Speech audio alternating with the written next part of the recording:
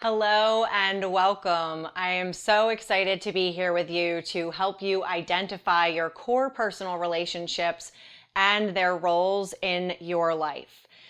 You might be thinking, how does this have anything to do with business? But your relationships directly impact how it is that you get to show up as a woman entrepreneur. And I know this firsthand. Back in 2010, I went to a workshop because things in my life weren't really going that great. I was feeling super challenged in my marriage. I was having some financial issues, just things were not going the greatest. And it was a really incredible workshop. And in the workshop, the woman that was running it was offering a program of how you could turn your life purpose into a business.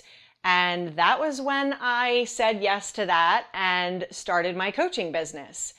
And I was so committed to this. I think that I was born to be an entrepreneur without a shadow of a doubt.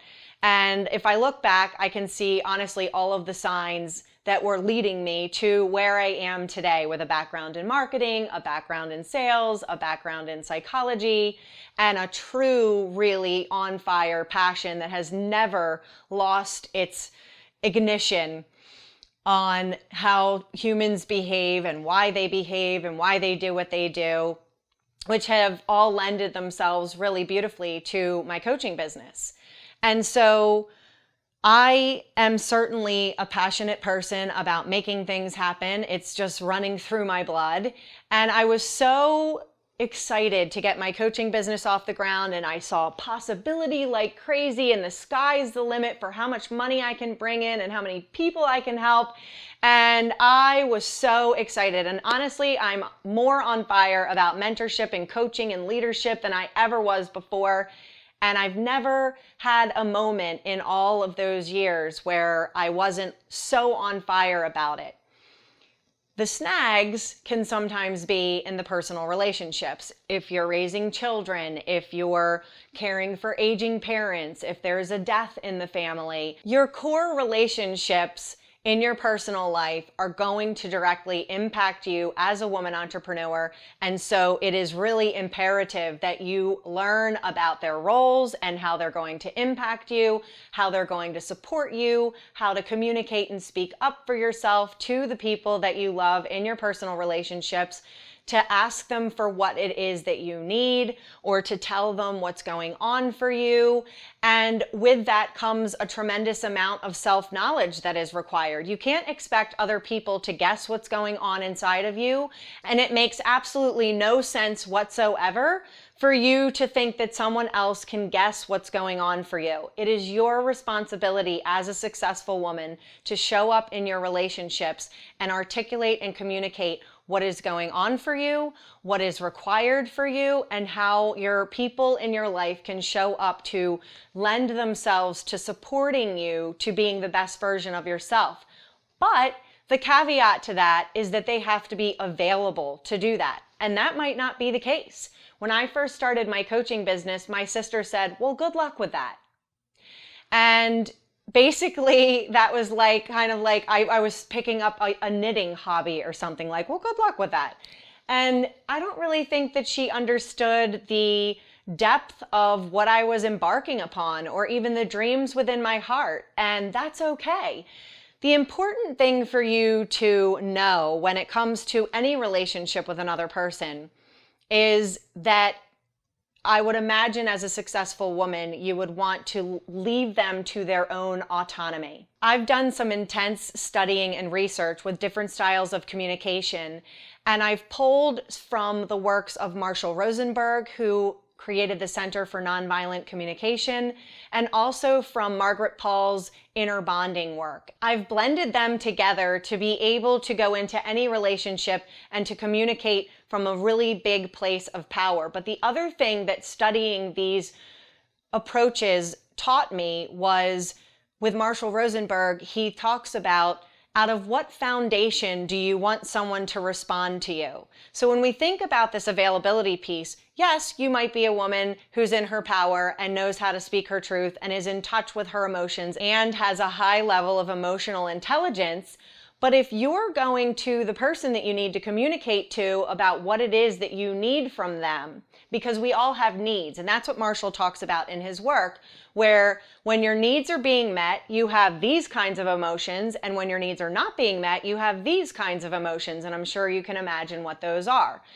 And being able to go to someone and letting them know, I have a need for cooperation, or I have a need for communication, or I have a need for love, and being able to communicate.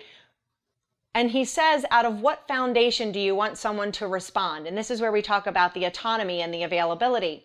So going to the person, and I always want someone to respond to me out of a place of willingness. So if you're going to someone and they're not available to give you something because they're not filling themselves up, you can't possibly expect for them to be there for you.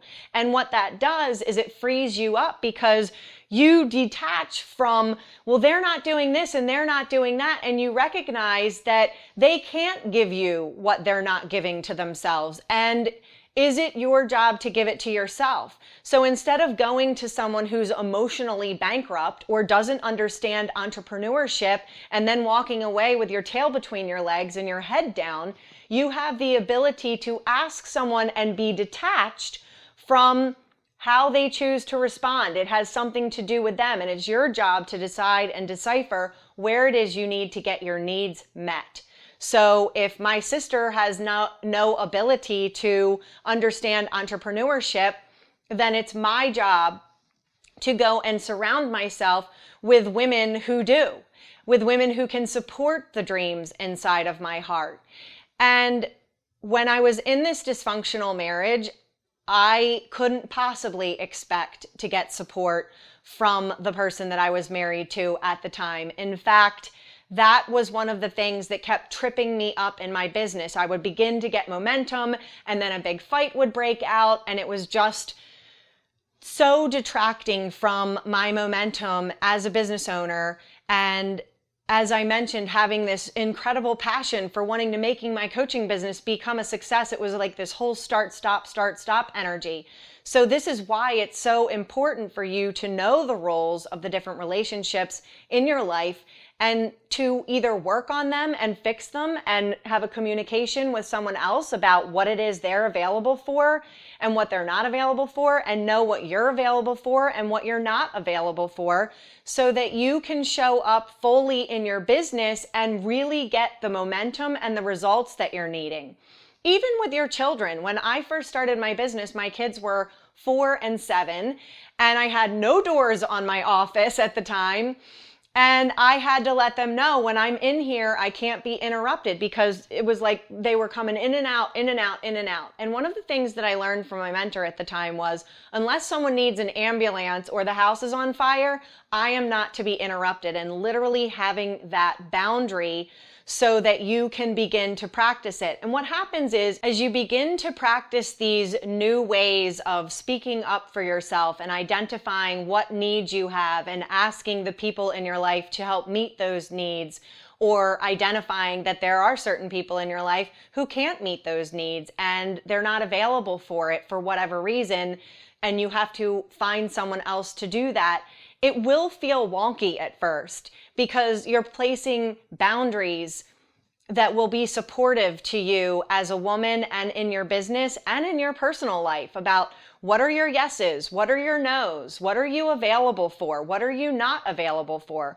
what are your non-negotiables in your relationship, what are you willing to do and what are you not willing to do, what are the deal breakers for you. So you need to spend some time and identify what those are.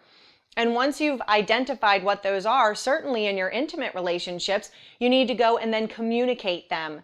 And that's where I lean on the founding principles of inner bonding, where what Margaret Paul talks about is that you're either in an intention to learn or you're in an intention to protect when you're in communication with someone else. And they are too. So if you're feeling like the other person is in an intention to protect, it's time to take a time out from the communication. If you're moving in a space of feeling like you're being defensive, you need to identify that. again, this takes a high level of emotional intelligence, but you will develop it as you practice it. And what will happen is that you will begin to physiologically embody these non-negotiables and this is what I'm not willing to do, this is what I am willing to do. And instead of having to speak up as much for yourself about them, you will literally become a magnet for them. So as I began to respect myself more and to show up for myself more and to love myself more, the relationships in my life that were no longer serving me began to fall away. And the relationships in my life that I was beginning to attract were a beautiful demonstration of just how much self-work I had begun to do. And so I started disconnecting and being less codependent on my husband at the time. So there was less disruption in my business and I was able to show up and be happy. I remember this one day where I was walking my younger son to preschool and I was in a huge fight with my husband at the time. And I was walking to school with him, with my younger son, and I remember thinking to myself, I am so happy right now. And it was one of the first times, it was a turning point for me. And you'll have these moments too where you're like, this is a turning point. And I had this turning point moment where I realized that I was happy independent of the ongoing arguing that was happening with my husband at the time. And it was a huge breakthrough moment. I knew that I was no longer codependent on that relationship being good or being okay, which was a huge release for me because most of the time it was rather negative. And this is an opportunity for you to do the same, to look at who are the people in your life. Are they available to show up for you? If they're not, don't waste your energy there. Let the person be where they are, and then you get to be where you are, and you get to identify who is it that can help me out here? Who is it that can meet this need? And then go and ask someone else. The point is to not stop asking for yourself, not stop standing up for yourself. All of these things are really your responsibility, and it is your ability to respond. And when you take that power back and you walk into the core relationships in your life and you say, this is what I need in this moment, even to your children, setting the boundaries with my children. And now they've gotten to the point where my son will literally come home from school and say, hey mom, how are your coaching sessions today? And it's something that is so heartwarming. And so being in communication and really being true to yourself and speaking up for what it is that you need and taking a stand for not having people in your life that are going to break you down or not believe in your dream. It doesn't mean that you have to cut them out of your life altogether, but it might mean that maybe you're not sharing the dream with them. So identify who it is and what degree of sharing you can do with whomever that person is. And it might feel scary when you share with somebody, but you'll learn quickly that they're either someone that you're able to communicate with about a certain thing or not, and then you learn and you take that as information. Don't put meaning on it. Don't personalize it. Don't take it to heart as something that someone is doing to reject you.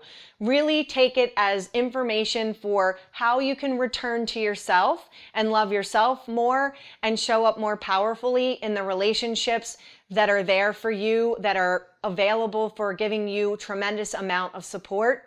And you will be off to an incredible start to cultivating really healthy relationships in every area of your life.